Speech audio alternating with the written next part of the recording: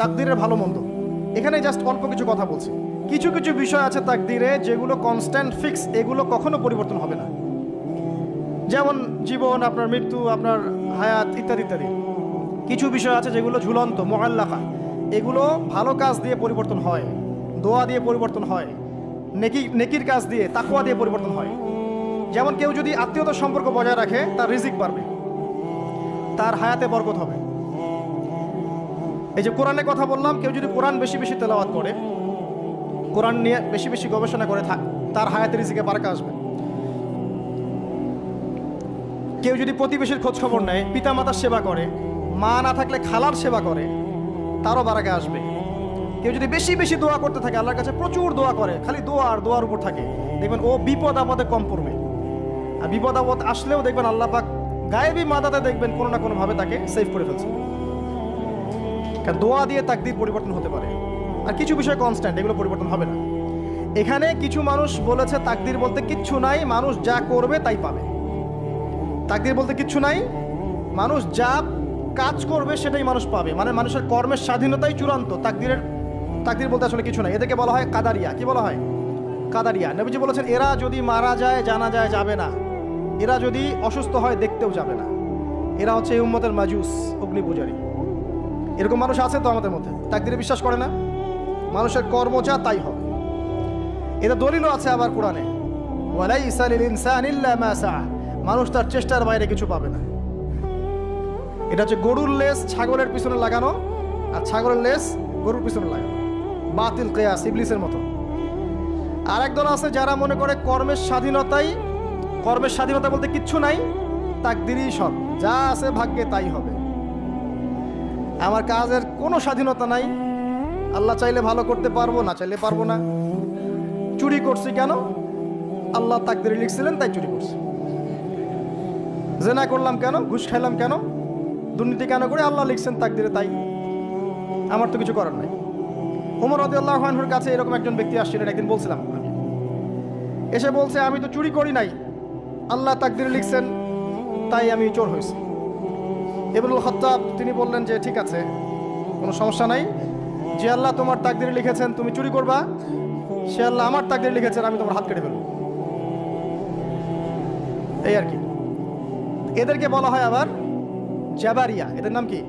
Jabriya. এদেরও দলিল আছে, আম লিল ইনসানি মা তামান্না ফালিল্লাহিল আখিরাতু ওয়াল উলা, মানুষ যা চায় তাই কি সে পাবে? আল্লাহর হাতেই সমস্ত ক্ষমতা। মানে এরা হয়েছে কি, দুজন দুই দুয়ারে চলে গেছে। এর মাঝখানে ব্যালেন্সটা কি? তাকদীর আল্লাহর হাতে, আল্লাহ পাক তাকদীর লিখেছেন আসমান জমিন সৃষ্টির 50,000 বছর আগে, এরপরে আবার মায়ের গর্ভে যখন রূহ আসে তখনও, তারপরে লাইলাতুল কদরে তাকদীর আবার বাজেট পেশ করা হয়। কিছু বিষয়ে কনস্ট্যান্ট আর কিছু বিষয় আছে মুআল্লাকা, কাজের মাধ্যমে আপনি পরিবর্তন করতে পারবেন। আর নবী সাল্লাল্লাহু আলাইহি ওয়াসাল্লাম বলেছেন সাহাবীদেরকে যে মানুষকে যে ফলাফলের জন্য সৃষ্টি করা হয়েছে, পৃথিবীতে তার কাজ সেরকমই হবে। মানে যাকে আল্লাহ পাক জান্নাতের জন্য সৃষ্টি করেছেন, পৃথিবীতে সে সেরকমই কাজ করতে থাকবে। যাকে আল্লাহ পাক জাহান্নামের জন্য সৃষ্টি করেছেন, বা যার তাকদীরে লেখা আছে সে জাহান্নামে যাবে, পৃথিবীতে তার কাজও তেমনই হবে। সূরা লাইলের মধ্যে দলিল আছে। এই 6টা বিষয় হচ্ছে ইমানের পিলার। মনে থাকবে ইনশাআল্লাহ। আল্লাহর প্রতি বিশ্বাস, মালায়েকা, কুতুবিহি ওয়া রুসুলিহি ওয়াল ইয়াউমিল আখির ওয়াল কদরি খায়রি ওয়া শাররি। এই 6টা পিলারকে মনে বিশ্বাস করা, মুখে স্বীকার করা আর কাজে বাস্তবায়ন করার নাম হচ্ছে ঈমান। মনে থাকবে ইনশাআল্লাহ। মনে বিশ্বাস, মুখে স্বীকার আর কাজে বাস্তবায়নের নাম কি? ঈমান। শুধু মনে বিশ্বাস করি, কাজ নাই, ঈমান আছে? ঈমান আছে, নামাজ পড়ি না, চলবে? চলবে না। এখানে 2টা দল আছে, ভালো করে বোঝেন এই জায়গাটা। এক দল হচ্ছে মনে করে জাস্ট মুখে লা ইলাহা ইল্লাল্লাহ একবার বললেই জান্নাত। কথা বুঝতে পারছেন? এদেরকে বলা হয় মুরজিয়া। কি বলা হয়? মুরজিয়া, মানে শৈথিল্যবাদী। আরেক দল আছে যারা মনে করে মানুষ কবিরা গুনাহ করলেই কাফের হয়ে যায়, এদেরকে বলা হয় খারেজি। কি বলা হয়? খারেজি। পৃথিবীতে যত দেশে দেশে এই যে জঙ্গিবাদ ছড়িয়ে পড়েছে, এর মূল আকীদা হচ্ছে এই যে খারেজি আকীদা, যারা মনে করে যে কেউ যদি কবিরা গুনাহ করে কাফের হয়ে যাবে, অতএব তাকে মারা জায়েজ আছে। এই জন্য তাকে মারা, তার রক্তকে হালাল মনে করা, তার সম্পদ লুটে নেওয়া, এগুলো ওরা জায়েজ মনে করে, নেকির কাজ মনে করে। এটা খারেজি আকীদা। আর মাঝখানের আকীদা হচ্ছে আহলে সুন্নাহ ওয়াল জামায়াতের আকীদা। সেটা হচ্ছে মনে বিশ্বাস, মুখে স্বীকৃতি, ঠিক আছে, এটা বেস। আর কাজ হচ্ছে ফুরু বা শাখা। কাজ করতে গিয়ে কারো ভুল ত্রুটি ভালো মন্দ হতে পারে, যদি কেউ কবিরা গুনাহ করে ফেলে তার জন্য তওবার দরজা খোলা আছে, সে কাফের হয়ে যাবে না, হায়েস্ট সে বরং ফাসেক বা জালেম হতে পারে। এই অবস্থায় মারা গেলে আল্লাহ তার বিচার করবে। এই হচ্ছে আহলুস সুন্নাহ ওয়াল জামায়াতের আকীদা। এরপরে ওই ব্যক্তি বলেন আপনি সত্য বলেছেন। আবার প্রশ্ন করলেন মাল আখবিরনি আনিল ইহসান, ইহসান কাকে বলে? নবীজি উত্তর দিলেন আল ইহসান আন তা'বুদাল্লাহা কাআন্নাকা তারাহ। তিনি বললেন ইহসান হচ্ছে তুমি এমনভাবে আল্লাহর ইবাদত করবে যেন তুমি আল্লাহকে দেখতে পারছো। ওয়া ইল্লাম তাকুন তারা ফাইন্নাহু ইয়ারাক, তুমি যদি আল্লাহকে দেখতে না পারো বিশ্বাস রাখবে আল্লাহ তোমাকে দেখছেন। এই যে এই কনসিয়াসনেস, আল্লাহ কনসিয়াসনেস নিয়ে ইবাদত করার নাম হচ্ছে ইহসান। ইহসান যে ব্যক্তি আয়ত্ত করতে পারবে সে হবে মুহসিন, মুসলিম, মুমিন, মুত্তাকি, মুহসিন, একদম হাইয়েস্ট লেভেল। তাহলে এই হচ্ছে ইহসান। ইহসান যার মধ্যে থাকবে সে কিন্তু পাপ করতে পারে না খুব একটা। খেয়াল করে দেখেন, আন তা'বুদাল্লাহা কাআন্নাকা তারা, তুমি এমনভাবে আল্লাহর ইবাদত করবে যেন তুমি স্বয়ং আল্লাহকে দেখতে পারছো। আল্লাহকে যদি কেউ দেখতে পারতো সে কি কখনো আল্লাহর বিরুদ্ধে যেতে পারতো? এই বিষয়টাই হচ্ছে ইহসান। আর আল্লাহকে কেউ এই দুনিয়ায় খালি চোখে দেখতে পারবে না। এই জন্য আল্লাহ রাসূল বলেছেন যে ওয়া ইল্লাম তাকুন তারা, তুমি যদি তাকে দেখতে না পারো ফাইন্নাহু ইয়ারাক, তিনি তোমাকে অবশ্যই দেখছেন। আল্লাহকে হাজির নাজির জেনে ইবাদত করতে হবে। আল্লাহ পাক তৌফিক দান করুন, আমিন। প্রত্যেকটা কাজ, নামাজ, রোজা, হজ, যাকাত, জিকির, আজকার, তাসবিহ, তাহলিল, সব কিছু, ব্যবসা বাণিজ্য, চাকরি বাকরি যা আছে সব আল্লাহকে হাজির নাজির জেনে করলে মানুষ হারাম থেকে বেঁচে থাকতে পারবে ইনশাআল্লাহ।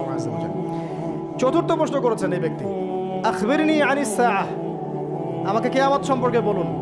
নবীজি বলছেন মাল মাসউলু আনহা বিআ'লামা মিনাস সাইল, এই ব্যাপারে প্রশ্নকারী আর যে উত্তরদাতা এর বেশি কেউ কিছু জানে না। যাকে জিজ্ঞেস করা হচ্ছে আর যে জিজ্ঞেস করছে তাদের জ্ঞান সমান। আমি আসলে জানি না কবে কিয়ামত হবে। কেউ জানে কবে কিয়ামত হবে? সূরা লুকমানের শেষে আছে না, ইন্নাল্লাহা ইনদাহু ইলমুস সাআহ ওয়া ইউনাজ্জিলুল গায়স ওয়া ইয়ালামু মা ফিল আরহাম ওয়া মা তাদরি নাফসুম বিআই মাযা তাকসিবু গাদা ওয়া মা তাদরি নাফসুম বিআই আরদিন তামুত। পাঁচটা বিষয় আল্লাহ ছাড়া কেউ জানে না। কিয়ামত কবে হবে, বৃষ্টি কখন কোথায় বর্ষিত হবে, আগামীকাল কোন নফস কি অর্জন করবে কি হারাবে, কার মৃত্যু কোথায় হবে, এগুলো আল্লাহ ছাড়া কেউ জানে না। তো এই জন্য তিনি বলেছেন মাল মাসউলু আনহা বিআ'লামা মিনাস সাইল, এই বিষয়ে জিজ্ঞাসিত ব্যক্তি প্রশ্নকারীর চেয়ে বেশি জানে না। তিনি থেমে যান নাই প্রশ্নকারী, তিনি বলছেন আখবিরনি আন আমারাতিহা, আচ্ছা আপনার তো জানা নাই এক্স্যাক্টলি কবে কিয়ামত হবে, তাহলে আপনি বলেন এর কিছু আলামত বলেন, সাইন্স বলেন। নবীজি বললেন দুইটা মাত্র, একটা হচ্ছে আউযু বিকালিমাতিল্লাহিত তাম্মাতি মিন শাররি মা খালাক, এই দোয়াটা আউযু বিকালিমাতিল্লাহিত তাম্মাতি মিন শাররি মা খালাক, তিনবার, সকালে 3, সন্ধ্যায় 3, 6। আরও আছে 7, হাসবি আল্লাহ লা ইলাহা ইল্লা হু আলাইহি তাওয়াক্কালতু ওয়া হুয়া রাব্বুল আরশিল আযীম, সকালে সন্ধ্যায় 7 বার করে। কয়বার করে? 7 বার করে। মনে থাকবে না, ভুলে যাবেন, ওই যে রেকর্ডিং দেখে নিয়েন। 7। 8 নাম্বার 3 বার, সকালে 3, রাত্রে 3, রাদিতু বিল্লাহি রাব্বান ওয়া বিল ইসলামি দীনান ওয়া বি মুহাম্মাদিন নাবিয়্যা। 8। 9 দরুদ শরীফ, আল্লাহুম্মা সাল্লি আলা মুহাম্মাদ ওয়া সাল্লিম, এতটুকু, আল্লাহুম্মা সাল্লি আলা মুহাম্মাদ ওয়া সাল্লিম, অথবা আল্লাহুম্মা সাল্লি ওয়া সাল্লিম আলা নবিয়িনা মুহাম্মাদ, সকালে 10, রাত্রে 10। আর একটা হচ্ছে সূরাতুল কাফিরুন। কোন সূরা? সূরা কাফিরুন, রাত্রেবেলা পড়বেন। এছাড়া আরও অনেক আমল আছে যেগুলো এক লেকচারে বলা সম্ভব না। এই আমলগুলো নিয়মিত করলে, এই যে চোখ লাগা বলেন, আর এই বদনজর বলেন, আপনার জিন শয়তানের অনিষ্ট বলেন, বা তাবিজ কবজ বলেন, এই যে বানটোনা বলেন, কবিরাজের তন্ত্রমন্ত্র বলেন, ঠিক আছে, দৃশ্য অদৃশ্যের কোনো অনিষ্ট ইনশাআল্লাহ তাআলা আপনার কোনো অনিষ্ট করতে পারবে না ইনশাআল্লাহ। মনে থাকবে? আর সর্বশেষ কথা হচ্ছে নিজের বাসায় কোরআন তেলাওয়াত বাড়িয়ে দিবেন। সূরা বাকারা, সূরা আলে ইমরান ছাড়বেন না। কোন সূরা? সূরা বাকারা, সূরা আলে ইমরান। সূরা বাকারা, আলে ইমরান যে বাসায় তেলাওয়াত করা হয় শয়তান সেখান থেকে পালিয়ে যাবে ইনশাআল্লাহ। ঠিক আছে? আল্লাহ পাক আমাদের সবাইকে এই আমলগুলোর মধ্য দিয়ে রাতকে এনজয় করার তৌফিক দান করুন, এবং এভাবেই আমাদের জীবনের প্রতিটা রাতকে উপভোগ করার তৌফিক দান করুন। আর একটা দোয়া শিখাই দেই ইনশাআল্লাহ, এই দোয়া করলে রিজিক তো বাড়বেই ইনশাআল্লাহ, আপনার যত ঋণ আছে ইনশাআল্লাহ আল্লাহ পাক শোধ করে দিবেন। বিশ্বাস করলেন না? এই দোয়া শিখাই দিচ্ছি, এজন্য আমাকে হাদিয়া দেওয়া দরকার, স্পেশালি আমাকে এখন হাদিয়া দেওয়া দরকার। এটা গুরুত্বপূর্ণ দোয়া শিখাই দিচ্ছি। আলী রাদিয়াল্লাহু আনহু বলেছেন, কোনো ব্যক্তির যদি পাহাড়ের সমানও ঋণ থাকে, এই দোয়া যদি আমল করে, আল্লাহ পাক ওই ঋণও শোধ করে দিবেন ইনশাআল্লাহ। ঋণ কেমন জানেন? ওই যে এখন মানুষ ঋণ নিচ্ছে 1 কোটি টাকা ব্যাংক থেকে, 2 কোটি টাকা ব্যাংক থেকে, হ্যাঁ, কত বছর, 10 বছরের জন্য, 20 বছরের জন্য বাড়ি করছে, তাই না? তার ধারণা এমন যে সে মারা গেলে তার ঋণটা কেউ না কেউ শোধ করে দিবে, তাই তো? আর আল্লাহর রাসূল কি বলছেন দেখেন, একজন মারা গেছেন, নবী সাল্লাল্লাহু আলাইহি ওয়াসাল্লামের সময় একজন মারা গেছেন। তো নবী করিম সাল্লাল্লাহু আলাইহি ওয়াসাল্লাম বলছেন, এই ব্যক্তির কি কোনো ঋণ আছে? একজন সাহাবী বলেন, হ্যাঁ ইয়া রাসূলুল্লাহ, তো ঋণ আছে। নবীজি বললেন, তোমরা ওর জানাজা পড়ো, আমাকে ডেকো না। তোমরা ওর জানাজা পড়ে নাও, আমি জানাজা পড়তে চাচ্ছি না। আমি এখন কেমন করে আপনাকে বুঝাবো ঋণ কত ভয়ঙ্কর জিনিস।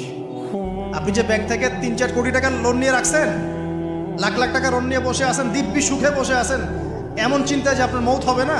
আর নবী সাল্লাল্লাহু আলাইহি ওয়াসাল্লামের সময়ে একজন মারা যাচ্ছেন, তিনি বলছেন তোমরা জানাজা পড়ে নাও, আমি জানাজা পড়তে চাচ্ছি না।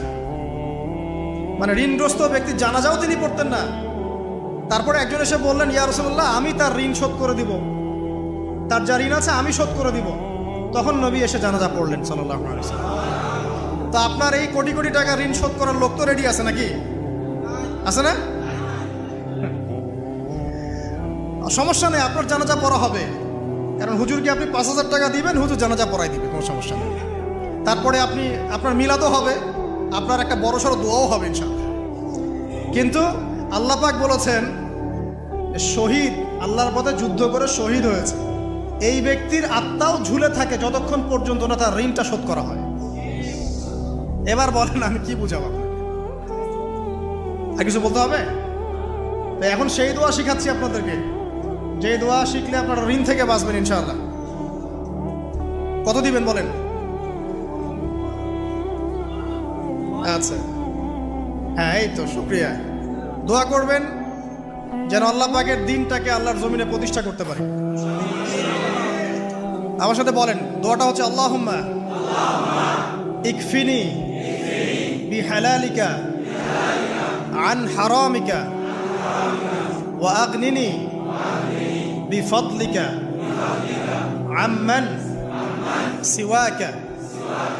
এই দোয়াটা ছোট না, এটা মুখস্থ করবেন, সেজদায় পড়বেন, নামাজের সেজদায় পড়বেন, আত্তাহিয়াতু দরুদ শেষ তারপরে পড়বেন, নামাজ শেষে হাত তুলে করবেন, যখন তখন শেষ রাতটা করবেন। ইনশাআল্লাহ দেখবেন আপনার ঋণ বলতে কিছু থাকবে না ইনশাআল্লাহ। যদি থাকেও, বড় কোনো ঋণ থাকেও, আল্লাহ পাক অন্য কোনো মাধ্যমে এটা শোধ করার ব্যবস্থা করে দিবেন ইনশাআল্লাহ। ইনশাআল্লাহ। এটা কোন সূরা? ইযা ওয়াকাআতিল ওয়াকিয়া, এই সূরাটা যে ব্যক্তি রাতের বেলা পড়বে, একটা বর্ণনা এসেছে যে দারিদ্রতা আপনাকে স্পর্শ করবে না ইনশাআল্লাহ। এই যে সুদ খাচ্ছে কি জন্য? টাকার জন্য তো নাকি? টাকা পয়সা ধন দৌলত করবেন, এই তো আপনার উদ্দেশ্য নাকি?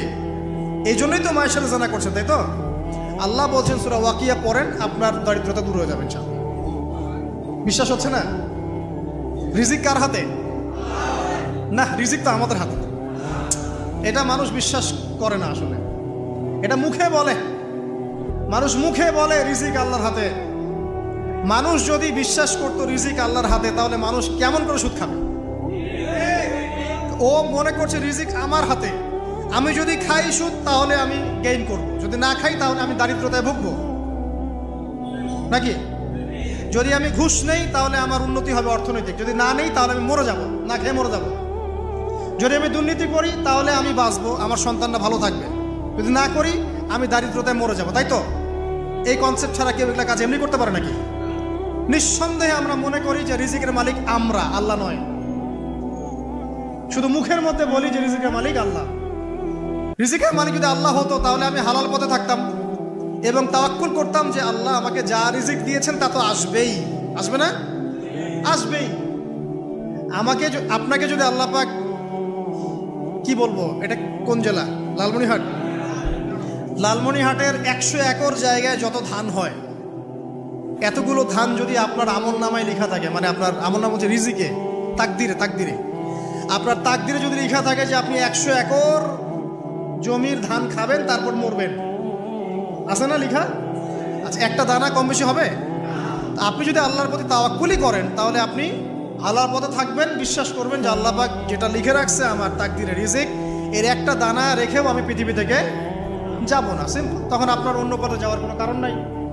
আর যখন আপনি বিশ্বাস করবেন না, না এটা আমার হাতে, আমি যত পরিশ্রম করব তত রিজিক বাড়বে, আমি যত ঘুষ নিব তত বাড়বে, যত সুদ খাবো তত বাড়বে, যত দুর্নীতি করবো তত বাড়বে, তখন তো রিজিকের এই পুরো দায়িত্বটা আল্লাহ পাক আপনার হাতে ছেড়ে দিবেন। আল্লাহ পাক আপনাকে কোনো বারাকা দিবেন না। ইয়ামহাকুল্লাহু রিবা ওয়া ইউরবিস সাদাকা। সদকা করলে সম্পদ বৃদ্ধি পায়, আর রিবার মধ্য দিয়ে সম্পদ ধ্বংস হয়ে যায়, একদম মাটিতে মিশে যায়। কিভাবে ধ্বংস হয় সেটা এখন আলোচনা করার সুযোগ নাই, সময় নাই।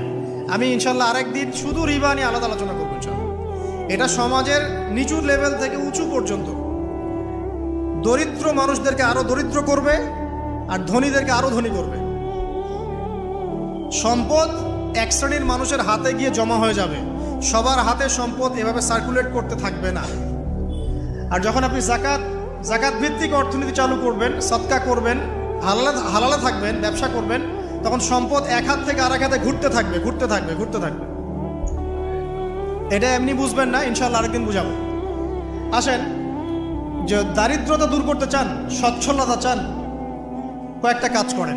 এই যে বললাম, 1 নাম্বার সূরাতুল ওয়াকিয়া তেলাওয়াত করেন, 5 ওয়াক্ত নামাজ জামাতে পড়েন, ডেইলি কিছু সময়ের জন্য কোরআন তেলাওয়াত করেন, আর আল্লাহর কাছে রিজিক চান, জিকির বেশি বাড়ায় দেন। পারবেন না ইনশাল্লাহ? তো রাত সংক্রান্ত নবী সাল্লাল্লাহু আলাইহি ওয়াসাল্লামের বেশ কিছু আমল আছে। এই আমলগুলো আল্লাহ পাক আমাদের সবাইকে করার তৌফিক দান করুন, আমিন। তার মধ্যে প্রথম আমলটা হচ্ছে, সূর্য ঢলে গেলে নবী করিম সাল্লাল্লাহু আলাইহি ওয়াসাল্লাম মাগরিবের সালাত আদায় করতেন, এবং সালাত আদায় করার পর নবী সাল্লাল্লাহু আলাইহি ওয়াসাল্লাম পুরো রাতের জন্য কিছু ইবাদত করতেন। তার মধ্যে অন্যতম হচ্ছে একবার আয়াতুল কুরসি তেলাওয়াত করা। আমাদের মধ্যে আয়াতুল কুরসি সবাই জানি তো? কোন সূরার কত নম্বর আয়াতকে আয়াতুল কুরসি বলে? সূরা বাকারার 255 নম্বর আয়াত। মাশাআল্লাহ। আয়াতুল কুরসির ব্যাপক ফজিলত আছে। যে ব্যক্তি প্রত্যেক ফরজ নামাজের পর, প্রত্যেক ফরজ সালাতের পরে যে ব্যক্তি আয়াতুল কুরসি তেলাওয়াত করবে, নবী করিম সাল্লাল্লাহু আলাইহি ওয়াসাল্লাম বলেছেন, সেই ব্যক্তির জান্নাতে যাওয়ার জন্যে শুধু এতটুকু বাধা, সেটা হলো তার মউত। তার মৃত্যু হয়ে গেলেই ইনশাআল্লাহ সে জান্নাতে চলে যাবে। রাতের বেলা ঘুমানোর সময়ও আয়াতুল কুরসি তেলাওয়াত করতে হয়। এই হাদিসের রাবি হচ্ছেন আবু হুরায়রা রাদিয়াল্লাহু তাআলা আনহু, যাকে নবী সাল্লাল্লাহু আলাইহি ওয়াসাল্লাম গনিমতের মাল পাহারা দেওয়ার দায়িত্ব দিয়েছিলেন। তো প্রথম রাতে আবু হুরায়রা রাদিয়াল্লাহু আনহু লক্ষ্য করলেন যে মাল চুরি করার জন্য একজন এসেছে। তিনি চোরকে ধরলেন। চোর খুব অনুনয় বিনয় করলো যে আমার অবস্থা খুব খারাপ, খুব দরিদ্র, আমাকে ছেড়ে দাও। আবু হুরায়রা রাদিয়াল্লাহু আনহু তাকে ছেড়ে দিলেন। পরের রাতে সেই চোর আরও একবার আসলো, তিনি আবার তাকে ধরলেন, আবারও ছেড়ে দিলেন। তৃতীয় রাতে তিনি তাকে ধরলেন এবং বললেন, এবার তোমাকে আমি ছাড়বো না। তখন সেই ব্যক্তি, বিখ্যাত সাহাবী আবু হুরায়রা রাদিয়াল্লাহু আনহুকে বলছেন যে আমি তোমাকে বিশেষ একটা আমল শিখিয়ে দিব, যে আমলটা করলে পরে রাতের বেলা শয়তান তোমার নিকটবর্তী হবে না। তো আবু হুরায়রা রাদিয়াল্লাহু আনহু বলছেন, কি সেই আমল? শিখিয়ে দাও, যদি শিখিয়ে দাও তাহলে ছেড়ে দেব তোমাকে। তখন সেই ব্যক্তি বলছে যে রাতের বেলা কেউ যদি আয়াতুল কুরসি তেলাওয়াত করে ঘুমানোর সময়, সেই ব্যক্তির ধার কাছেও শয়তান আসবে না ইনশাআল্লাহ, এবং আল্লাহ পাকের পক্ষ থেকে একজন ফেরেশতা তাকে পাহারা দিবে ইনশাআল্লাহ। তো রাসূলুল্লাহ সাল্লাল্লাহু আলাইহি ওয়াসাল্লাম পরের দিন ফজরের নামাজে আবু হুরায়রা রাদিয়াল্লাহু আনহুকে দেখে মুচকি মুচকি হাসছেন যে তোমার রাতের সাথীর কি খবর? কারণ ওহীর মাধ্যমে নবী সাল্লাল্লাহু আলাইহি ওয়াসাল্লাম আগেই জেনেছেন কি হয়েছে গত রাতে। এটাই আল্লাহ পাকের ওয়াহী, যেটা কোনো বিজ্ঞান যুক্তি দর্শনের ব্যাখ্যায় আসবে না। আসবে না। তো আবু হুরায়রা রাদিয়াল্লাহু আনহু বলছেন যে আমি তো ইয়া রাসূলুল্লাহ তাকে ছেড়ে দিয়েছিলাম, পরে আবার এসেছে, আবার ধরেছি, আবার ছেড়ে দিয়েছি, আবার এসেছে। এবার ছাড়বো না পণ করেছিলাম, কিন্তু এবার সে আমাকে একটা আমল শিখিয়ে দিয়েছিল, তো এই আমল শেখানোর বদৌলতে আমি ওকে ছেড়ে দিয়েছি। কি আমল? রাতের বেলা আয়াতুল কুরসি তেলাওয়াত করলে শয়তান নিকটবর্তী হবে না, এবং রাতের বেলা একজন ফেরেশতা আল্লাহর পক্ষ থেকে ওই ব্যক্তিকে পাহারা দিবে ইনশাআল্লাহ। তো রাসূলুল্লাহ সাল্লাল্লাহু আলাইহি ওয়াসাল্লাম বলছেন এই কথা শুনে যে তোমার কাছে এসেছিল সে হচ্ছে ইবলিস, শয়তান। সে যতগুলো কথা বলে তার বেশিরভাগ কথাই সে মিথ্যা বলে, তবে এই কথাটা সে সত্য বলেছে। তার মানে আয়াতুল কুরসির ফজিলত কে জানিয়ে দিল? তাহলে জ্ঞান যদি সত্য হয়, জ্ঞানটা যদি সত্য হয়, মানে আল্লাহ এবং তার রাসূলের দলিল থাকে সেখানে, তো সেই সত্য জ্ঞানটা নেয়ার ব্যাপারে কোনো প্রতিবন্ধকতা থাকবে না। যে কোনো ব্যক্তি এমন কোনো কথা বলুক যেটা কোরআন এবং সুন্নাহর সাথে মিলে গেছে, এই কথা নিতে কি কোনো আপত্তি আছে? নাই। আর যে কোনো ব্যক্তি যত বড় আলেম হোক আর স্কলার হোক আর বুদ্ধিজীবী হোক না কেন, তার কথা যদি কোরআন সুন্নাহর সাথে না মেলে সেই কথা কি আমরা গ্রহণ করব? এই সহজ কথাটা মেনে নিলে কিন্তু মুসলিমদের মাঝে কোনো ইখতিলাফ থাকে না। তারপরেও হয়তো কিছু মতপার্থক্য থাকবে, সেটা ইসলামের সৌন্দর্য, সেটা ইসলামের সৌন্দর্য। যেমন আপনি ফজরের আগে বেতরের নামাজ পড়ছেন, তাহাজ্জুদের নামাজ পড়ে বেতরের নামাজ পড়ছেন, তারপরে 2 রাকাত সুন্নত পড়ছেন, তারপরে ফরজ পড়ছেন, ঠিক আছে? এই আমলটা নবী সাল্লাল্লাহু আলাইহি ওয়াসাল্লাম কর্তৃক স্বীকৃত এবং সুন্নাহ। এখন কেউ যদি ঘুমানোর আগেই বেতের নামাজ পড়ে ফেলে, ঘুমানোর আগেই সে বেতের নামাজ পড়ে ফেলে, শেষ রাত্রে যদি নফল নামাজ পড়ার সুযোগ হয় পড়লো, পরে সুন্নত পড়ে ফজরের 2 রাকাত ফরজ পড়লো, তার আমল কি বাতিল? তো বেতরের নামাজ ঘুমানোর আগে পড়লেও চলে, শেষ রাত্রে পড়লেও চলে। ইসলামের এটা সৌন্দর্য না? সৌন্দর্য। মনে করেন যে আপনি জোহরের আগে, ফরজ নামাজের আগে 4 রাকাত সুন্নত পড়লেন, পড়েন না? আচ্ছা, এটা হাদিস থেকে প্রমাণিত তো? আচ্ছা, কেউ যদি 2 রাকাত সুন্নত পড়ে হবে না? হবে না? এটার হাদিস নাই? আচ্ছা, তাহলে এটা সৌন্দর্য না? এটা সৌন্দর্য। কখন এটা আমল করলেন, কখন ওইটা আমল করলেন। আচ্ছা, এরকম বলতে গেলে রাত শেষ হয়ে যাবে আসলে। মানে অসংখ্য আমল আছে যেগুলো ইসলামের সৌন্দর্য। রাসূলুল্লাহ সাল্লাল্লাহু আলাইহি ওয়াসাল্লাম সাহাবায়ে কেরামের যুগে এভাবেই সাহাবীরা আমল করেছে। আর এখন কি হয়েছে, আমরা যে হাতির 7 কানার হাতি দেখার গল্প আছে না? কেউ বলেছে হাতি হচ্ছে খাম্বার মতো, কেউ বলেছে কুলার মতো। আসলে পুরো হাতি সম্পর্কে এদের কারোই ধারণা ছিল না। আমাদের সমস্যা হচ্ছে আমরা ইসলামের অংশ বিশেষকে ফলো করি, এর বাইরে কিছু পেলে আমরা মনে করি সেটা আর ইসলামে নাই। তাই হয় না? আমি যতটুকু জানি বুঝি এতটুকু আমল করি, এর বাইরে যদি কোনো দলিল থাকেও সেটা মানার ব্যাপারে আমাদের আগ্রহ থাকে না। তখনই কিন্তু ইসলামকে নিয়ে আমরা এই যে দলীয়করণে চলে যাই, আর আস্তে আস্তে মুসলিম উম্মার ঐক্যটা নষ্ট হয়। ঐক্য নষ্ট হতে হতে আজকে কি অবস্থাটা দেখতেই পাচ্ছেন। তো আগে ওই জায়গাটা শেষ করি। নবী করিম সাল্লাল্লাহু আলাইহি ওয়াসাল্লাম রাতের বেলা এই আমলটা করতেন। কি করতেন? আয়াতুল কুরসি তেলাওয়াত করতেন। আরেকটা গুরুত্বপূর্ণ আমল, সেটা হচ্ছে সূরা বাকারার শেষের 3টা আয়াত তেলাওয়াত করতেন। কয়টা আয়াত?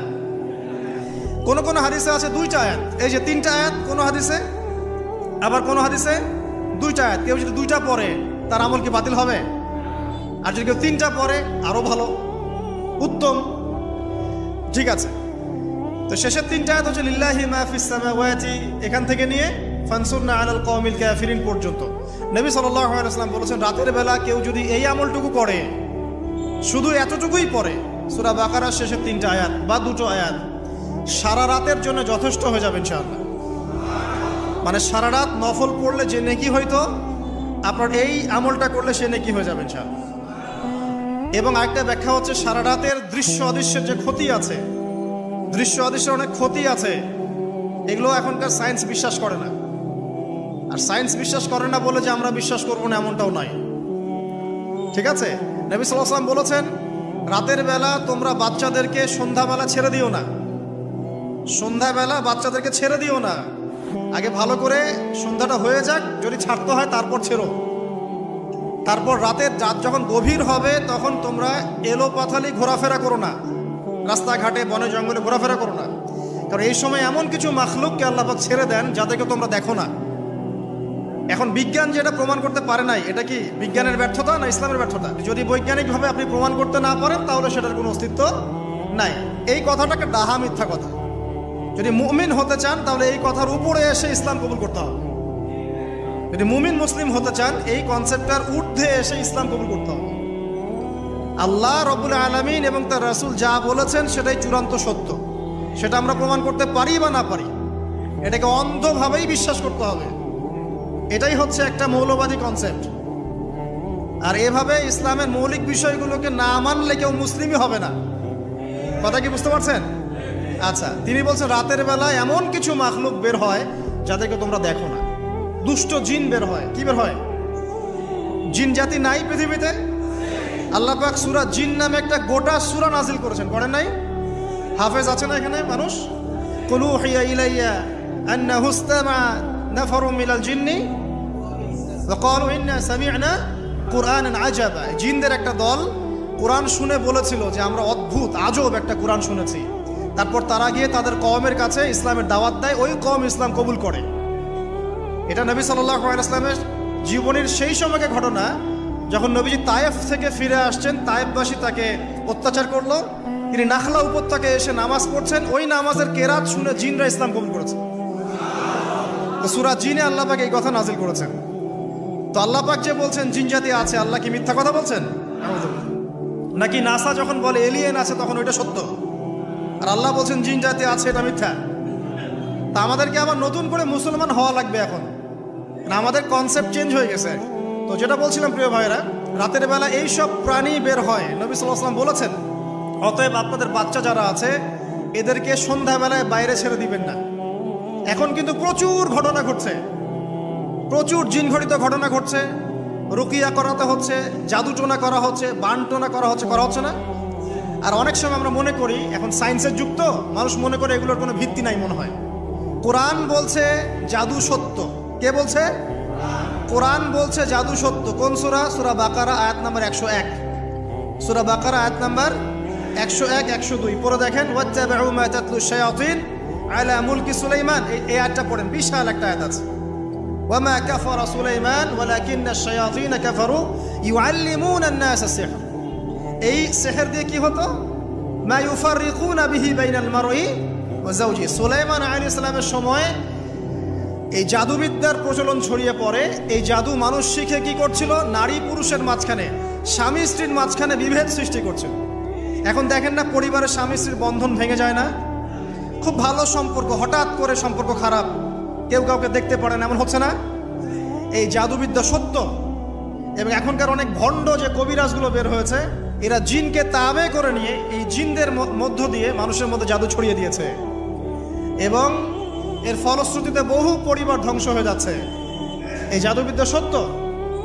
আরো একটা জিনিস সত্য, নবী সাল্লাল্লাহু আলাইহি ওয়াসাল্লাম বলেছেন ইন্না আইনাল হক, চোখের নজর সত্য। নবী করিম সাল্লাল্লাহু আলাইহি ওয়াসাল্লাম বলেছেন চোখের বদনজর সত্য। এই যে আমরা বলি ফেসবুকে এত বেশি ছবি দিয়েন না ভাই, ছবি তুলেন না, বারবার যে বলি নিষেধ করি, কারণ কি জানেন? একটাই কারণ, বিকজ চোখ লাগাটা সত্য।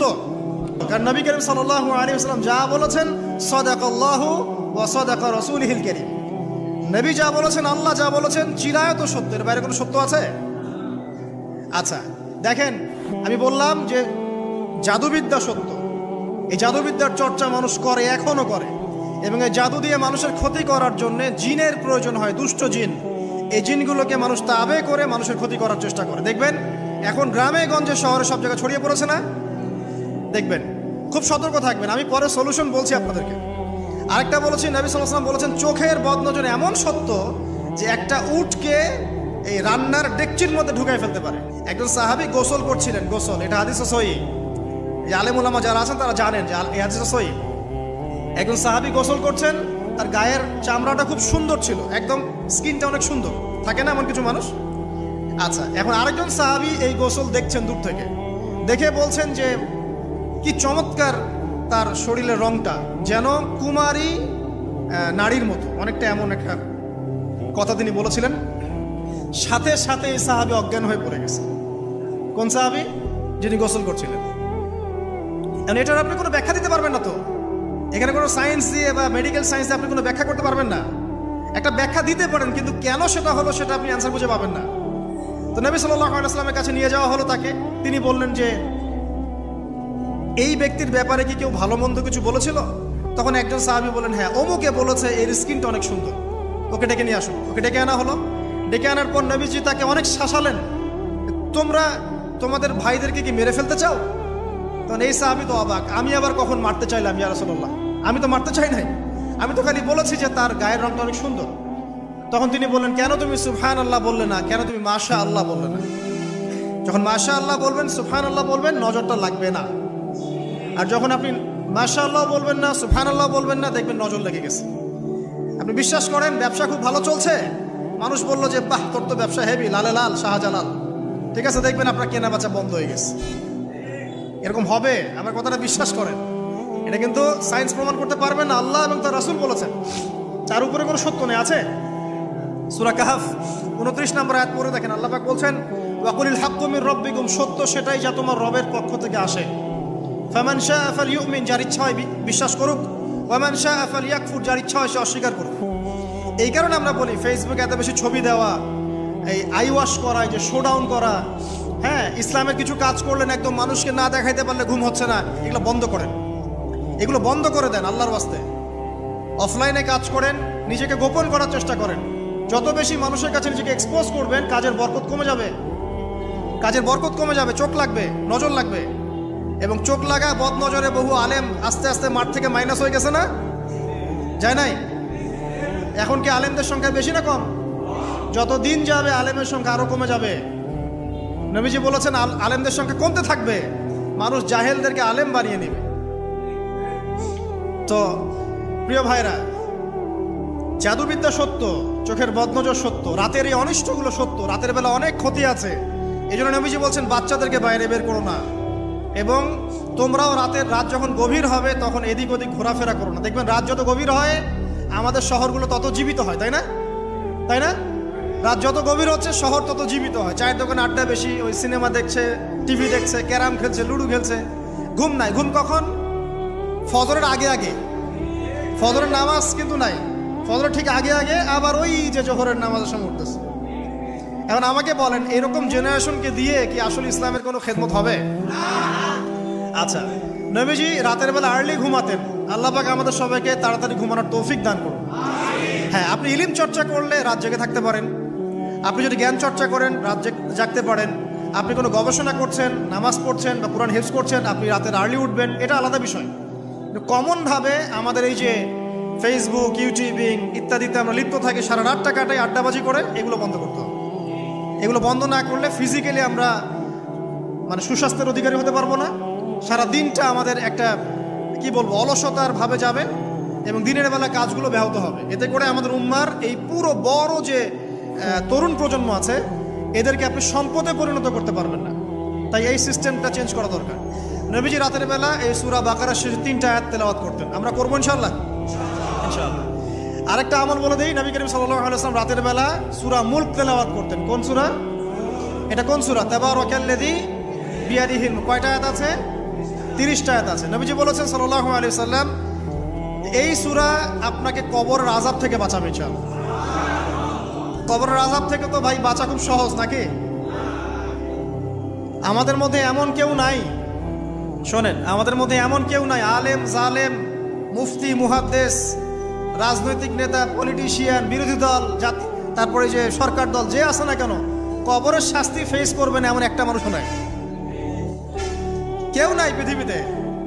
এই যে আপনি দেখছেন ওই যে কি ইসরায়েলের প্রধানমন্ত্রী, ওই রাশিয়ার প্রধানমন্ত্রী, ওই চায়নার সভ্যতা, পশ্চিমা সভ্যতা, এমন কেউ নাই পৃথিবীতে এখন যাকে কবরের শাস্তি ভোগ করতে হবে না। আছে? আর আমাদের তো ভাই কবরে সবাই সাথে যাবে না, গার্লফ্রেন্ড যাবে না, বাপ মা ভাই বোন সবাই যাবে না। একজন ব্যক্তি সুদ খাচ্ছে, জিজ্ঞাসা করে দেখেন কেন খায়, বলবে তার সন্তানের জন্য খায়, তার বউয়ের জন্য খায়, তার মা বাবাকে দেখতে হবে তাই খায়, তাই না? একজন ব্যক্তি ঘুষ খায়, বলবে আমার পরিবারের জন্য খাই। একজন দুর্নীতি করছে, পুকুর চুরি করছে, বলবে দুর্নীতি করছে আমার পরিবারের জন্য খাই, পরিবার ভালো থাকবে। সবার একই এক্সকিউজ, যে পরিবার যেন ভালো থাকে। আমার সন্তানরা যেন ভালো থাকে, আগামী প্রজন্মের জন্য কিছু রেখে যেতে পারি, তাই না? এরকম একটা মানুষও কি আপনার সাথে কবরে যাবে? তাহলে এই বোকা মানুষ কেন বোঝে না যে আপনার কবরে আপনাকেই যেতে হবে? তাহলে আপনি কি কারণে, অন্যের কারণে নিজের পরকাল নষ্ট করছেন? অন্যের সুখের জন্য আপনি আপনার পরকাল নষ্ট করছেন। সুদ খাচ্ছেন, দিব্যি মায়ের সাথে জানা করছেন। আপনাদের এলাকায় নাকি সুদের সমস্যা অনেক বেশি। কয়েকটা হাদিস বলে দেই, আমি ওদেরকে আক্রমণ করতে আসি নাই, আমি শুধু তাদেরকে 3টা হাদিস শোনাতে এসেছি। 1 নম্বর হাদিস শোনেন।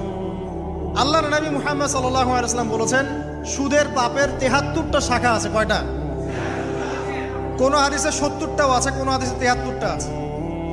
বলছেন যে সবচেয়ে নিচের শাখাটা হচ্ছে, সুদের পাপের সবচেয়ে নিচের শাখা হচ্ছে যে যেন কোনো ব্যক্তি তার মাকে রেপ করলো, তার মাকে ধর্ষণ করলো। 1 দিরহাম যে ব্যক্তি সুদ খায়, সহিহ বুখারীতে আরেকটা হাদিস এসেছে, সে যেন 36টা মেয়েকে ধর্ষণ করলো। চ্যালেঞ্জ করবেন? নবীজি বলেছেন, 1টা দিরহাম যে ব্যক্তি সুদ খায়, দিরহাম মানে কি? রৌপ্য মুদ্রা। এটা এখন দেখতে পারবেন না, জাদুঘরে আছে, কাগজের মানি সব। এক সময় ছিল দিরহাম। কি ছিল? ওই যে বিখ্যাত একজন খলিফা ছিলেন হারুনুর রশিদ, নাম শুনেছেন? বলা হয় যে হারুনুর রশিদ আব্বাসী খলিফাতের সময় ছিলেন উনি। বলা হয় যে উনি প্রতিদিন 1000 দিরহাম মানুষকে দান করতেন, আর দৈনিক 100 রাকাত নফল নামাজ পড়তেন। ওই যে দিরহাম মানে একটা রৌপ্য মুদ্রা। তো 1 দিরহাম যে ব্যক্তি সুদ খায়, বলা হচ্ছে যে সে ব্যক্তি যেন 36টা মেয়েকে ধর্ষণ করলো বা 36 বার জেনা করলো। আরেকটা হাদিসে এসেছে, এটা কোরআনেও আছে, হাদিসে তো আছেই, কোরআনেও আছে। কি সেটা? আল্লাহ পাক বলছেন, ইয়া আইয়ুহাল্লাযীনা আমানু, হে মুমিনগণ, ইত্তাকুল্লাহ, তোমরা আল্লাহকে ভয় করো।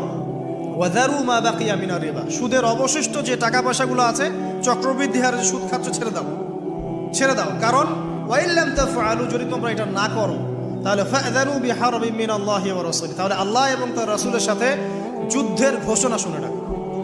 এই যে সুদের পাপের সবচেয়ে উঁচু শাখাটা হচ্ছে এটা। সবচেয়ে উঁচু শাখা হচ্ছে যে ব্যক্তি সুদ খাচ্ছে, যে দিচ্ছে, যে লিখে রাখছে এবং যে সাক্ষী থাকছে, 4 জনকে নবীজি বলেছেন সমান পাপী, এবং প্রতি দিরহামে এরা 36 বার করে ধর্ষণের পাপ লেখা হচ্ছে।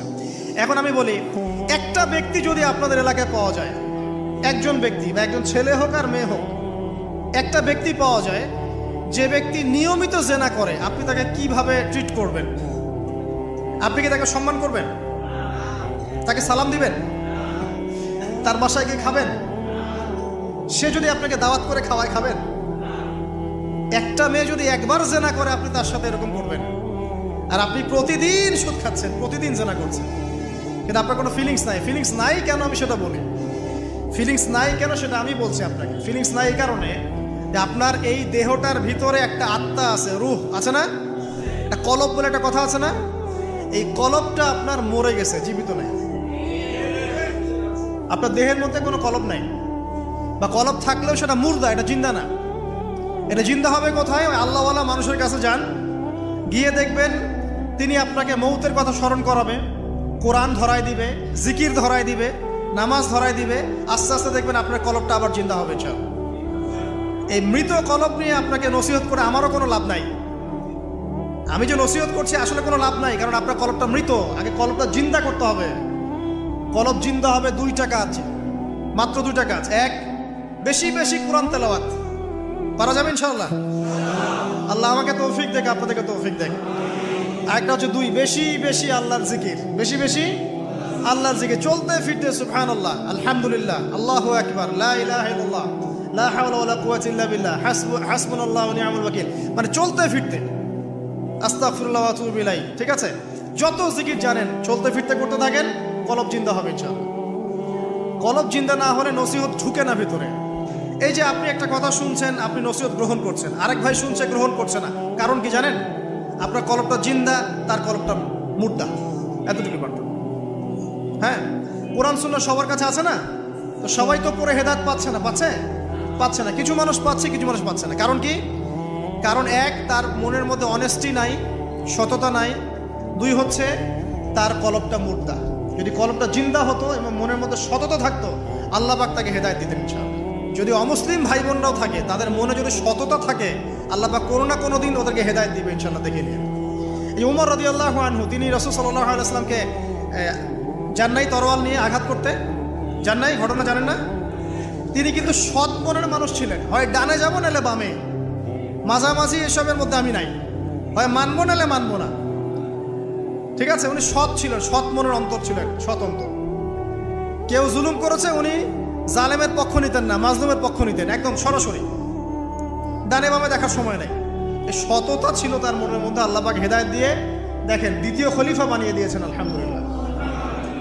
আর অবশ্যই নবী সাল্লাল্লাহু আলাইহি ওয়াসাল্লামের দোয়া এখানে ছিল, তিনি দোয়া করেছিলেন, আল্লাহ দুইজনের মধ্যে একজনকে হেদায়েত দিও। কে কে? হয় আবু জাহাল ইবনে হিশাম, না হলে ওমর ইবনুল খাত্তাব। আল্লাহ পাক ওমর রাদিয়াল্লাহু আনহুকে কবুল করেছেন, আলহামদুলিল্লাহ। এখনো যদি আল্লাহ পাক কারো মনের মধ্যে সততা দেখেন, ইনশাআল্লাহ তাআলা আল্লাহ পাক আপনাকে হেদায়েত দিবেন ইনশাআল্লাহ। আপনি নামাজ পড়ছেন না, তো মনটা অনেস্ট আপনার, কারো ক্ষতি করছেন না, কারো ক্ষতির মধ্যে আপনি নাই, কারো সম্পদ লুট করছেন না, ইচ্ছা করে কারো ক্ষতি করার চেষ্টা করছেন না, কাউকে বিপদে ফেলার চেষ্টা করছেন না, আপনি সৎ আছেন মনের দিক থেকে, আল্লাহ চাইলে আপনাকে নামাজি বানাই দিবে ইনশাআল্লাহ, বানাই দিবে ইনশাআল্লাহ একদিন না একদিন, কারণ আপনার মনের মধ্যে সততা আছে। একজন ব্যক্তি মিউজিক করছে মনে করেন, কিন্তু কোনো মাদকে নাই, জাস্ট মনের তৃপ্তির জন্য করছে, আল্লাহকে বিশ্বাস করে, আল্লাহর সাথে সে ইবলিসের মতো আচরণ করে না, আল্লাহ চাইলে তাকে একদিন হেদায়েত দিতে পারেন ইনশাআল্লাহ। একজন মাদক খাচ্ছে মনে করেন, সে মাদক খাচ্ছে মনের কষ্টে, হতাশা, চাকরি বাকরি পায় না, পরিবার থেকে চাপ, গার্লফ্রেন্ড ছেড়ে চলে গেছে, এখন মদ খাওয়া শুরু করছে, ও মনে করছে এখানে গেলে শান্তি পাবে। কিন্তু আল্লাহ বলে একজন আছে, সে বিশ্বাস করে, নামাজ মানে, কোরআন মানে, কেবলা মানে, নবীকেও মানে, কিন্তু সে জানে যে আমি একটা পাপ করছি, তার মনটা সৎ, আল্লাহ চাইলে ওই ব্যক্তিকে তওবার সুযোগ দিতে পারেন ইনশাআল্লাহ। কাকে দিবেন না জানেন? এই যে এখনকার বুদ্ধি বিক্রেতাগুলোকে নাও দিতে পারে, কথা বুঝতে পারেন নাই? যারা জানে যে কোরআন সত্য, যারা জানে যে হাদিস সত্য, যারা জানে ইসলামী চূড়ান্ত ধর্ম, যারা জানে সত্য মিথ্যার চূড়ান্ত মানদণ্ড আল্লাহর ওহী, তারপরেও দুনিয়ার স্বার্থে, পলিটিক্যাল স্বার্থে, সমাজের স্বার্থে সে ইসলামের বিরোধিতা করছে, আল্লাহ পাক এদেরকে হেদায়েত দিবেন না। এত সহজ না, মনটা সৎ হতে হয় আগে। যারা জানে যে কোরআন সুন্নাহ একদম সত্য, চিরায়ত সত্য, তারপরেও এর বিরোধিতা করছে, আল্লাহ পাক আবা ওয়াস্তাকবার, এদেরকে হেদায়েত দেন। আল্লাহ পাক বলেছেন কোরআনে যে সবাইকে আমি হেদায়েত দিব না, সবাইকে দিব না, বরং বেশিরভাগকেই দিব না। কলিলুম মিন ইবাদিয়াশ শাকুর, আমার শুকরগুজার বান্দা হবে খুবই অল্প, খুবই অল্প। আবার এই উম্মতের মধ্যে আবার ৭৩ দল, তার মধ্যে এক দল জান্নাতে যাচ্ছে, তাই না? মা আনা আলাইহি ওয়া আসহাবি, আমি যার উপরে আছি, আমার সাহাবীরা যার উপরে আছে। আল্লাহ পাক আমাদের সবাইকে একটা সৎ হৃদয়ে লালন করার তৌফিক দান করুন। যেটা জানি না হয়তো আমল করতে পারছি না, জেনেছি কোরআনে আছে, জেনেছি হাদিসে আছে, জেনেছি এটা ইসলাম, মানবো ইনশাআল্লাহ। এটা আমার বুঝে আসুক বা না আসুক, আমি বুঝে আসুক বা না আসুক।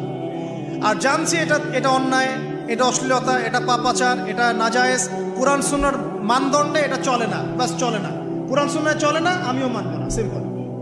আর কোরআন সুন্নাহ চলে না, কেউ যদি জোর করে মানায়, তখন কি করব? তখন হাতটা তুলবেন শেষ রাত্রে হাতটা তুলে বলবেন, আল্লাহুম্মা ইন্না নাজআলুকা ফি নুহুরিহিম ওয়া নাউযু বিকা মিন শুরুরিহিম। আল্লাহ, আমি তোমাকে এই শত্রুদের সামনে দাঁড় করায় দিলাম, তুমি এখন বুঝো। কথা বুঝতে পারেন নাই? আপনি আল্লাহকে বলবেন, আল্লাহ আমরা তোমাকে ইসলামের বিরোধী শক্তি আর মুসলিমদের মাঝখানে দাঁড় করায় দিলাম, তুমি এদের সাথে বোঝাপড়া করো। আল্লাহ, আমার ক্ষমতা নাই। আল্লাহ পাক পারবেন না? আল্লাহ দুর্বল নাকি? অথবা বলবেন, আল্লাহুম্মা কফিনিহিম বিমা শি'তা, আল্লাহ যেভাবে ইচ্ছা তুমি এদের বিরুদ্ধে আমার জন্য যথেষ্ট হয়ে যাও। এই দোয়াটা কে করছিল? কে বলতে পারবেন? সূরা বুরুজ পড়েছেন? সূরা বুরুজ একটা বালকের কথা আছে না? ওই বালককে যে তীর মারা হলো, ওই বালককে মারা হয়, বালক মরে না, পাহাড় থেকে ফেলে দেয় মরে না, সমুদ্রে ফেলে দেয় মরে না। পরে বালক বলল যে একটা কাজ করেন, রাজাকে বলছে একটা কাজ করেন, সব জনগণকে মাঠে জড়ো করেন, তারপরে একটা তীর নেন, নিয়ে বলেন যে বিসমিল্লাহি রব্বি হাযাল গোলাম, এই বালকের রবের নামে আমি তীর ছুড়লাম, এটা বলেন, আমি মারা যাব। এই বালক নিজের জীবনটা উৎসর্গ করলো এভাবে। তখন ওই স্বৈরাচারী শাসক সে কি করলো? ওই তীরটা বের করে বলছে বিসমিল্লাহি রব্বি হাযাল গোলাম, বলে তীর ছুড়লো, বালকটা মারা গেল, বালকটা শহীদ হয়ে গেল। এবং এই দৃশ্য দেখে সমস্ত এলাকার মানুষ বুঝলো যে আসলে এই রাজা আল্লাহ নয়, এর উপরে একজন আল্লাহ আছে, যার নামে তীর ছুড়লে সে মরছে। তখন এই সবগুলো লোক মুসলিম হয়ে যায়। তারপর ওই রাজা কি করেছে? এই সবাইকে আগুনে ফেলে দিয়েছিল। পড়ে দেখেন, তাফসীর ইবনে কাসির পড়েন, জালালাইল পড়েন, এই যে মারিফুল কোরআন পড়েন। মারিফুল কোরআন নাই বাসায়? মারিফুল কোরআন পড়েন। ওখানে দেখেন সবাইকে আগুনে ফেলে দিয়েছে, শেষমেশ একজন মা আর তার কোলে একটা বাচ্চা। তো মা এখন লাফ দিতে ভয় পাচ্ছে, বাচ্চা আছে কোলে। ঠিক সেই মুহূর্তে ওই বাচ্চা কথা বলে উঠেছে। সে বাচ্চা বলেছে, হে আম্মা, তুমি লাফ দাও, ভয় পেও না, যে আগুন তুমি দেখছো এর নিচে জান্নাত আছে। ইতিহাসে 3 জন শিশু কথা বলেছে, দুগ্ধপোষ্য শিশু, তার মধ্যে এই বাচ্চাটা একজন। আরেকজনকে কে বলতে পারবেন? ঈসা ইবনে মারইয়াম, তিনি কথা বলেছেন না? কথা বলেছেন। তো আল্লাহ পাক চাইলে এটা করতে পারেন না? এমনটা বিজ্ঞান বলবে যে একটা বাচ্চা কথা বলতে পারে, 2 মাসের বাচ্চা? তার মানে আল্লাহ ভুল, বিজ্ঞান সত্য? না বিজ্ঞান ভুল, আল্লাহ সত্য? কোনটা? আপনাদের আকীদা ঠিক করেন। এক কথা, কোরআন সুন্নায় যা আছে এর বাইরে সত্যের কোনো উৎস নাই। আছে? নাই। দ্বিতীয় কথা হচ্ছে, হ্যাঁ, কোরআন সুন্নার সাথে যাই মিলে যাক না কেন, যে কোনো দর্শন, যে কোনো মতবাদ, যে কোনো থিওরি, যে কোনো স্কুল অফ থট মানতে কোনো আপত্তি আছে? নাই। আর কোরআন সুন্নার সাথে যা মিলবে না মানবো? মানবো না। আর মানবো না বললে কি আমরা আক্রমণ করতে যাব? না। আমরা কি করব? আমরা আমাদের মতবাদটা প্রচার করব। ধর্মে কি বাড়াবাড়ি আছে? জোর করে মুসলিম বানাতে হবে? হবে না। আমরা ইসলামের দাওয়াতটাকে যুগোপযোগীভাবে বিজ্ঞান দিয়ে, দর্শন দিয়ে, দলিল প্রমাণ দিয়ে মানুষের সামনে উপস্থাপন করব। যারা গ্রহণ করার করবে, যারা করার না করার করবে না। লাকুম দীনুকুম ওয়ালিয়া দিন, তোমাদের দিন তোমাদের, আমার দিন আমাদের। আল্লাহ নবীকে আল্লাহ পাক বলেছেন, ফাযাক্কির ইন্নামা আনতা মুযাক্কির, তুমি উপদেশ দাও, তুমি শুধুমাত্র উপদেশদাতা। লাস্তা আলাইহিম বিমুসাইতির, তুমি কারো প্রতি দারোগা নও। জোর করে চাপিয়ে দিতে হবে না ইসলাম। দিতে হবে? হবে না। আল্লাহ পাক আমাদের সবাইকে পরিপূর্ণ ইসলাম পালন করার তৌফিক দান করুন, আমিন। অনেক গভীরে চলে আসছি, আসেন আবার রাতে চলে আসি। রাতটা কিভাবে এনজয় করতে হয় এটাই আমাদের আজকের লেকচারের টপিক। মানে আমরা কিন্তু জীবনটাকে অনেক বোর মনে করছি না? এই যে ব্যবসা বাণিজ্য, চাকরি বাকরি, বিবি বাচ্চা, পরিবার, অনেক অনেক যন্ত্রণা নাকি, অনেক সমস্যাই না? কিন্তু আল্লাহ পাক ইসলাম দিয়েছেন কিন্তু জীবনটা উপভোগ করার জন্য। কি জন্যে? উপভোগ করার জন্য। আমরা আগে ভাবতাম আল্লাহ পাক ইসলাম আসলে কি জন্য দিলেন মানব জাতির? উত্তর হচ্ছে 3টা। 1, ইহকালীন সাফল্য, 1। 2, পরকালের মুক্তি। আর 3 হচ্ছে আপনার জীবনটাকে উপভোগ করার জন্য। আপনি জীবনটাকে ইসলাম দিয়ে যেভাবে উপভোগ করতে পারবেন, অন্য কোনো বিষয় দিয়ে পারবেন না। পারবেন? পারবেন না। আসেন দেখেন কিভাবে। রাতটা নিয়ে কথা বলি। এই যে রাত হয়ে গেল, আমরা আয়াতুল কুরসি পড়বো, আমরা সূরা বাকারার শেষ 3 আয়াত পড়বো, সূরা মুলক পড়বো। ওয়া মান ইয়াত্তাকিল্লাহ ইয়াজআল লাহু মাখরাজা, আল্লাহ পাককে যে ভয় করবে আল্লাহ পাক তার জন্য রাস্তা খুলে দিবেন ইনশাআল্লাহ। ওয়া ইয়ারযুকুহু মিন হাইথু লা ইয়াহতাসিব, এবং এমন উৎস থেকে আল্লাহ পাক রিজিক দিবেন যেটা সে কল্পনাও করতে পারে না। এটা আল্লাহ পাক তাওয়াক্কুল রাখেন। জাস্ট ওই ইসমাঈল আলাইহিস সালামের মায়ের মতো, হাজরা আলাইহিস সালাম ইব্রাহিম আলাইহিস সালামকে বলছেন, আপনি আমাকে এখানে ছেড়ে যাচ্ছেন কি জন্যে? ইব্রাহিম বলছেন, আল্লাহর আদেশে। তখন তিনি বলছেন, তাহলে আল্লাহ আমাকে ফেলে দিবেন ইনশাআল্লাহ। সেই মায়ের গর্ভ থেকে ইসমাইলের মতো সন্তানের জন্ম হলো, যেই সন্তানকে বাবা বলছে যে আমি তোমাকে জবাই করছি, স্বপ্নে দেখেছি, ফানজুর মাযা তারা, তোমার রায় কি? সে বলছে, ইয়া আবাতি ফাআল মা তুমার, আপনাকে যে আদেশ করা হয়েছে আপনি সেটাই করেন। সাতাজিদুনি ইনশাআল্লাহু মিনাস সাবিরিন, ইনশাআল্লাহ আপনি আমাকে ধৈর্যশীল পাবেন। দেখেন কোন মায়ের গর্ভ থেকে কোন সন্তান। তাকে কি বাবা মানুষ করেছিলেন? না, তাকে তার মা মানুষ করেছেন। তো ওই রকম তাওয়াক্কুলকারিনী হাজরা আলাইহিস সালামের মতো মা যদি ঘরে ঘরে থাকে, বোন আর স্ত্রী ঘরে ঘরে থাকে, তখন ইসমাইলি প্রজন্ম আসবে ইনশাআল্লাহ। আর আমাদের মতো এই যে এখন দেখছেন না কি হচ্ছে, মারামারি, কাপড় খোলা, কাপড় ছোট, ব্লাউজ সারাসারি, কি চলছে মাশাআল্লাহ। মানে কি যে চলছে ভাই জগতে এখন, বলতেও গা গিনগিন করে, ভাবতেও গা গিনগিন করে। কিছু মানে কিছু নসিহত করব, এটাতেও মন থেকে একটা বাধা চলে আসে, আসলে কি করব, কি বলবো। মানে একটা বিষয় থাকে না যে পরিস্থিতি এমন খারাপ যে কথা বলার ভাষ্য থাকে না এমন একটা, যে আপনি হতবাক হয়ে গেছেন, বাকরুদ্ধ, আর কি বলবেন। এখন এই বাকরুদ্ধ হওয়ার সময় চলতেছে, বাকরুদ্ধ হওয়ার সময়। মানে বলার আর কি নাই, কিছু নাই, কি বলবেন। আস্তে আস্তে কাপড় খুলতে খুলতে খুলতে খুলতে খুলতে খুলতে এখন বিকিনি পরে ঘুরতে চায়। ওটা কি লজ্জাশীলতার পরিচয় হলো? ওইটুকুই বা পড়ার কি দরকার? আশ্চর্য একটা বিষয়। মানুষকে দেখেন, মেয়েরা কলেজে পড়তে গিয়ে মেয়েরা কি করতেছে এখন দেখেন। কলেজে পড়তে গিয়ে মেয়েরা কি করতেছে দেখেন, আর আপনি আপনার মেয়েকে কলেজে ওখানে পড়তে পাঠাচ্ছেন, ওখানে হোস্টেলে রাখছেন, যেখানে একটা মেয়েকে নবী সাল্লাল্লাহু আলাইহি ওয়াসাল্লাম মাহরাম ছাড়া সফর করতে নিষেধ করছেন, সেখানে আপনি আপনার মেয়েকে কোন শিক্ষায় শিক্ষিত করার জন্য রাতের পর রাত সেখানে কাটাচ্ছেন? তারা নিজেরাই বলছে যে মেয়েদেরকে ফোর্সফুলি যৌন কাজে বাধ্য করা হচ্ছে। মানে ইজ্জত চলে যায়, যাক ভাই আমার সার্টিফিকেট চাই, বিষয়টা নাকি ইজ্জত যাক, কতজন আমার সাথে কি করে করুক, বাট আমার একটা সার্টিফিকেট চাই, একটা অনার্সের একটা মাস্টার্সের সার্টিফিকেট চাই। এটা দিয়ে আমি বিসিএস ক্যাডার হব, এটা দিয়ে আমি প্রাইমারি স্কুলের টিচার হব, এটা দিয়ে আমি জাতি গঠন করবো নাকি? পরে এরাই তো আপনার ঘরে বউ হিসেবে আসবে। মানে আপনার কি অবস্থা?